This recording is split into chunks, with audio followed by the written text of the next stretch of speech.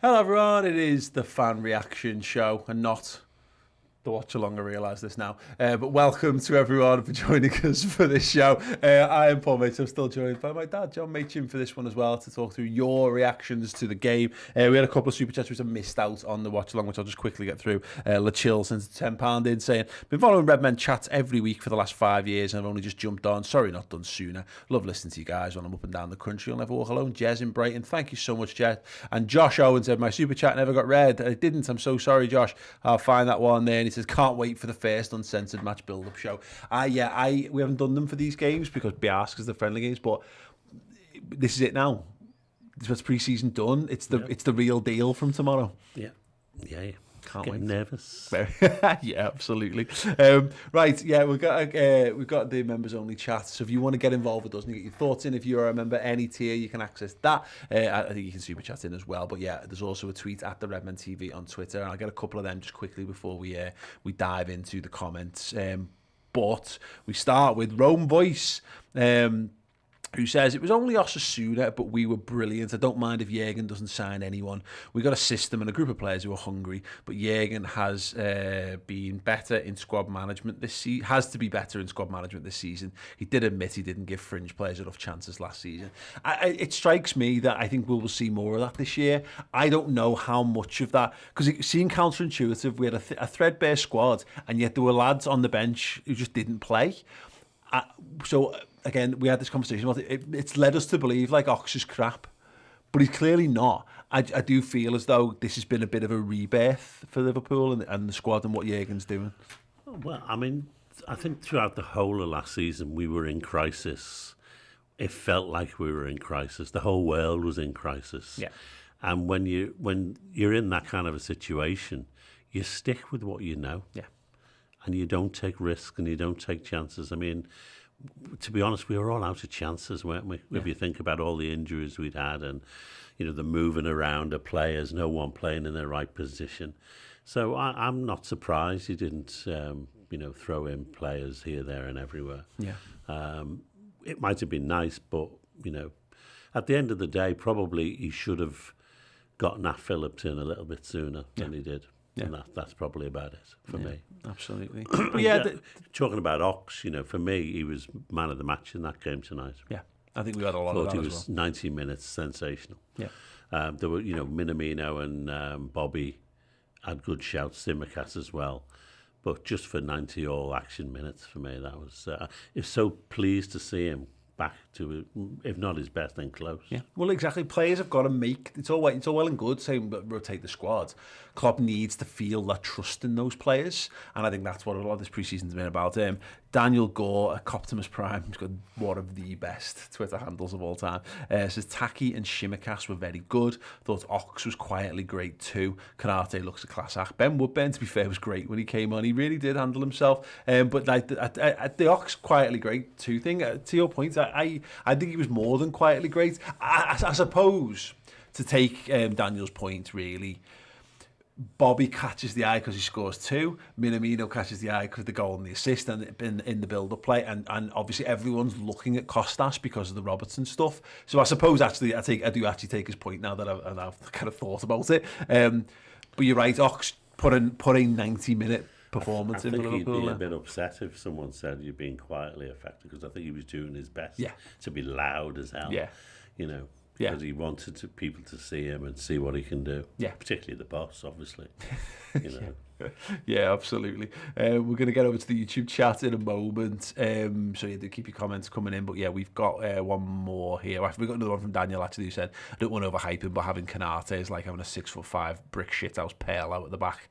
I don't think you're getting carried away at all there, mate. Harvey 5150, or Harney, sorry. Chamberlain was man of the match, hands down. The man was part of everything. And yeah, I said to your point again, Dad, he that's what you want from Ox. And there was a little concern, in the little bits and pieces when he played last season, around when he was coming back after Christmas, and it wasn't clicking for him at all. He didn't look right, and you start to worry, is that midfield moved on from him? Has it evolved and he can't get into it? And is he good enough to really play in the front three? Probably not. But he saw him in the false now. Never liked him as a forward. They played him on the left quite a lot, didn't they? Never liked it at all. He always looked at his best coming from midfield on the right.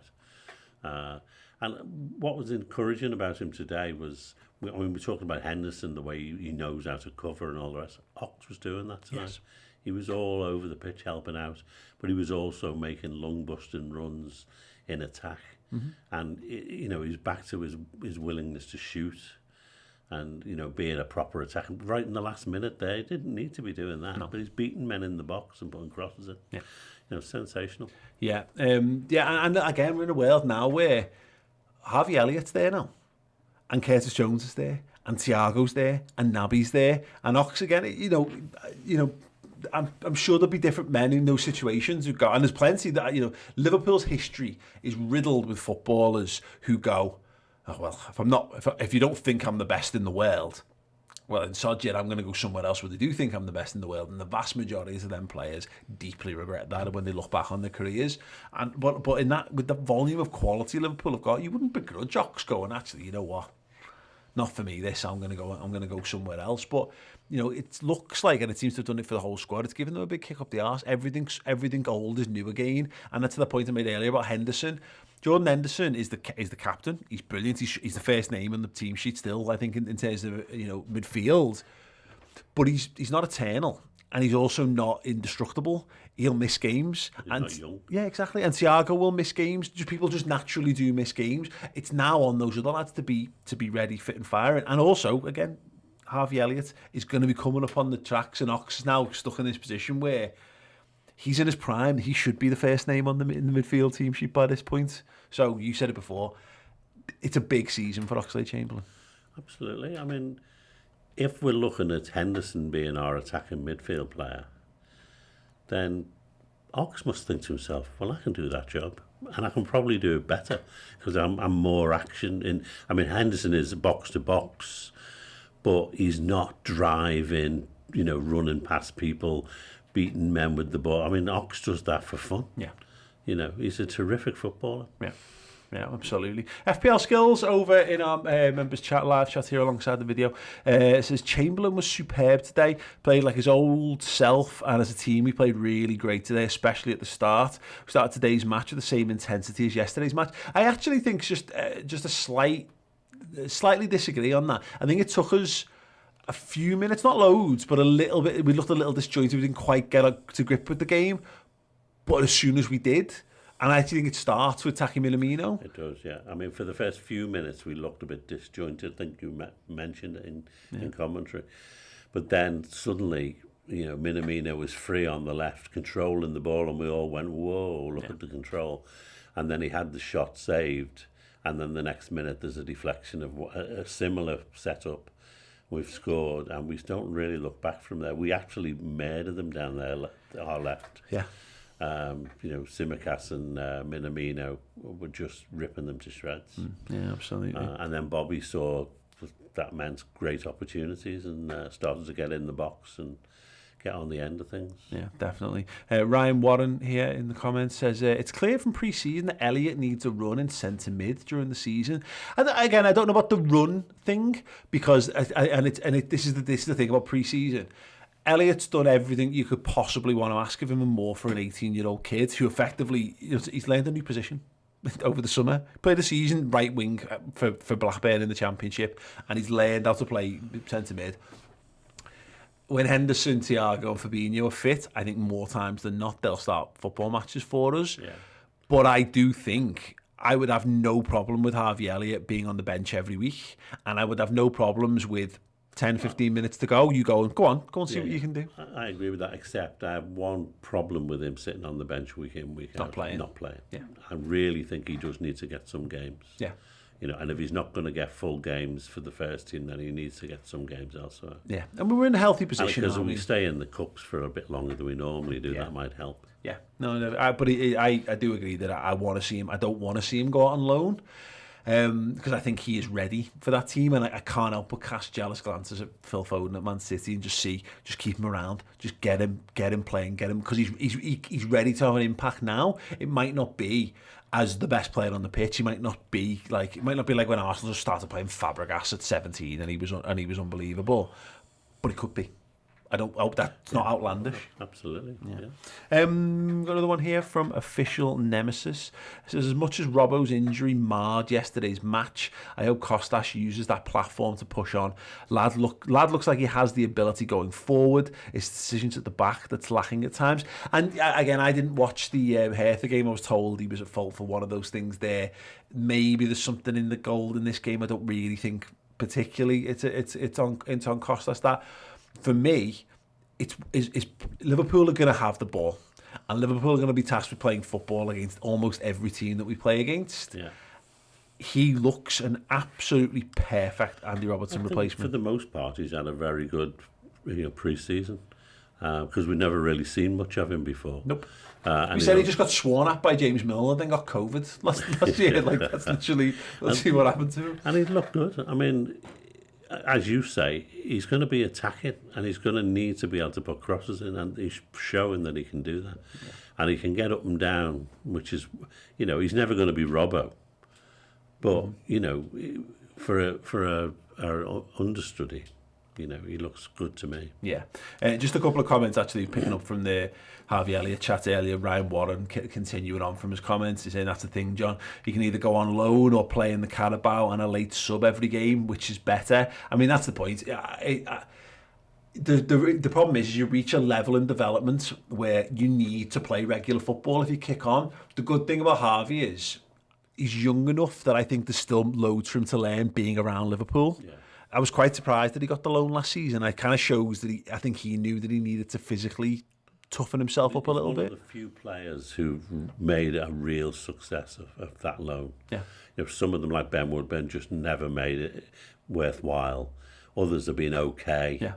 Yeah. Brewster was okay at Swansea, wasn't he? And a couple okay. Wilson always does good. Seems to have good loans.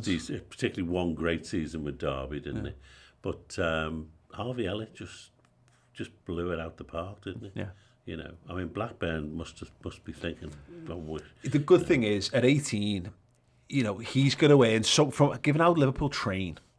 Him playing at high intensity training every day with Thiago and with Henderson and with Ox and all these players around him. I'd rather at this point have him on the bench and used every now and again to dip in and out of football matches and start the occasional one, and maybe more the cup games. Maybe we'll start league games as well eventually. I'd like to see him drop off the bench now and again and play for the under-23s or whatever. Get games under his belt, so he's not just stagnated on the bench. It's going to be look. The point is that if all of our worst fears are realised, and Naby's just going to continue to be completely inconsistent with his availability, and Ox is going to struggle, then we're going to need Harvey Elliott this season anyway. So he'll get games. He's the real mystery, isn't he, Keita? Yeah. We've learned to be disappointed or not to expect too much from him, to be honest. Yeah. But we all know that the potential to be an absolute top-class midfield player in the Premier League is all there. Yeah. We just have to wait and see how that pans out. Yeah. And the likes of Harvey Elliott and Oxlade-Chamberlain, their future really depends on whether Keita actually makes a real fist of it or doesn't. Yeah, and look, Ryan Warren back again, continuing the debate. This is the beauty of this show and becoming a member here. He's just joined us. Fast. Yeah, exactly. Fast typing. It's like a real conversation. He says he's also proven he's better than the Championship. A team like Newcastle or Burnley could do worse than him. Yeah, it's just whether you want a team where he gets to continue his education in the right way, I guess. But it is interesting. I don't think there's any indications that they want to let him go out on loan again. I don't think so either. Again, that's the point. He's still so young. It's not like he's 20 and he needs to play, otherwise he's going to start to hamper his development. Yeah. I think there's a danger. I mean, and he's probably young enough to get over it because people will cut him some slack still. Is that you sit on the bench and you sit on the bench and you sit on the bench, and then you come on and you're rubbish. Yeah. and then everyone gets on your back. But also, he's still so young. That. Yeah, he does, but he's so young that he's still got that impetus, that you know, the impetuousness of youth. His age may make a difference with that. Yeah, you're right. When you're 20 and you've not played, all of a sudden it's a massive thing. You've got to do this, otherwise your career is going to start. Whereas Harvey Elliott's just a free hit. Every minute is an absolute bonus to him at this point. Same as Curtis last season. Yeah. Curtis Jones played well too much football for his age last year, and I think at times he excelled. I just thought he shone. He proved that he was ready in pre-season last year, and actually from the year before. And he probably got more. You know, he got his opportunity, and I thought he did really well. And it's a shame for him tonight, of course, because he could have had a big opportunity to shine. And I don't know, I haven't got any information on him at the moment, but yeah, hope so anyway. Yeah, a couple of more comments here. Official Nemesis saying Wood Burns look great in the bits we've seen of him, so I hope he gets a move to kick on in his career. Yeah, definitely. John O'Connor says, do we get a gold batch drink along or watch along? Yeah, everyone who's got a gold badge in the comments is just absolute heroes. These are the long-term Redmen members there on YouTube. Ryan Warren also, a team where he gets battered every week would help him out too. Yeah, playing Osasuna every week. Yeah, absolutely. But yeah, I mean, look, I don't think there's such a bad thing for and there's no real wrong solution to Harvey Elliott, as long as he Liverpool are so good, and we forget this. Liverpool are one of the best 2 or 3 football teams, I think, in the world. You know, forgetting what happened last season, for him to be even anywhere near our first team shows you how good he is. Yeah, they obviously rate him very highly, don't they? Definitely. One here from Official Nemesis saying, buzzing to see what Owen Beck makes of himself. Been great to see him this pre-season. No better person for him to milk every bit of experience and information out from than Robbo. Yeah, you mentioned him a couple of times. Their dad looks very bright, very sharp. It's telling that we've let Adam Lewis go.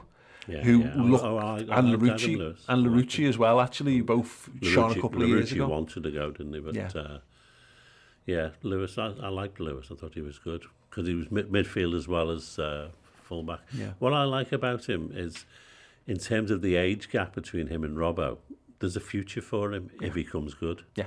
Whereas you get Nico Williams, he looks at Trent and he thinks no future here. Yeah. Whereas Beck could maybe look at him and think, if I get this together. Yeah. There's possibly a spot for me in the future. Well, that's the point. Like the Shimikas, Robertson stuff. They're both. I think Robertson's actually a bit older than Shimikas. But the point is that one of them will get bored of being second fiddle at some point. But that might be another year, or it might be 2 years where you've got 2 senior left back, and then all of a sudden Beck is ready. And he just comes in and he's ready to step up. We're saying what we're doing with Kelleher, to be honest, isn't it? But yeah, I was really impressed by the bits and pieces I've seen from Beck so far. Mohit, welcome to Wonder Kid tier. Everyone, if you're wondering, by the way, not only do you get access to the live show comments on this show every single match, there's also people who join at Wonder Kid and Cult Hero tiers. I have to get back into the swing of doing this, by the way. It's been too long. You get a bonus show every week now. For the next week, for this week, it's the Reds Transfer Roundup show. From next week, when the season starts, the Monday final word show from the weekend's game is your bonus show for tier 2 and tier 3 members here on YouTube. But if you want the full hit, go to the redmentv.com. It's our subscription service. It's our platform. More of the money comes to us as well because it's ours, rather than YouTube taking a big hit. And we give you loads more content, documentaries, features, interviews, some brilliant stuff on there as well. But yeah, Ryan Warren just says Owen Beck better than Moreno. Yep. Danny Hartley Smith really enjoyed the last 2 games and really excited about the season. And Ryan Warren saying, let's smash Norwich on Saturday. It's what we normally do. Fingers crossed. Right. Dad, thank you for joining me for this one. Bit of a change up for me to do this with someone else, but it's been great. We're going to be back this evening on the redmentv.com doing the instant match reaction. So we're going to be talking about the performance of Shimikas. We're going to be talking about Minamino, Bobby Firmino, more about Oxlade-Chamberlain, because why the hell not? And anyone else you think I've missed out let me know in the comments. But yeah, that show will be streaming exclusively on the redmentv.com, as almost all of our extra bonus content. We know we do final word shows and Reds Transfer Roundup shows and Around the League shows, podcast, all great stuff, as well as the documentary. So if you want to support the channel this season and get loads of extra brilliant Liverpool-related content as well, then you can do by going over there right now. But yes, I will be back very shortly doing the player ratings. Wish me luck. And yeah, I'll see you there very, very shortly indeed. Ta-ra. Hey everyone, our brand new book has landed. Hendo, 10 Years a Red, premium collector's edition, the definitive Jordan Henderson collection in A4 size, 200 pages, full colour, incredible insight, in-depth knowledge, and the stories of his rise from a young boy in Sunderland all the way through their academy to the Premier League, taking the captain's armband, becoming the captain, and leading Liverpool to be champions of everything and beyond as well. It's got his greatest moments season on season, some incredible, unique, phenomenal custom artwork from some of the best Liverpool artists on the scene, incredible high definition photos of his best moments as well. It is an incredible Jordan Henderson collection, and it fits right in your hands, just about. It is a behemoth of a book. It is incredible, and it is available right now. You can get it, and you can learn more about the Liverpool skipper from the people who are closest to him on that journey: friends, family, coaches, players, and managers. Yes, it is Hendo, 10 Years of Red, and it is available right now on redmenmerch.com. Get involved.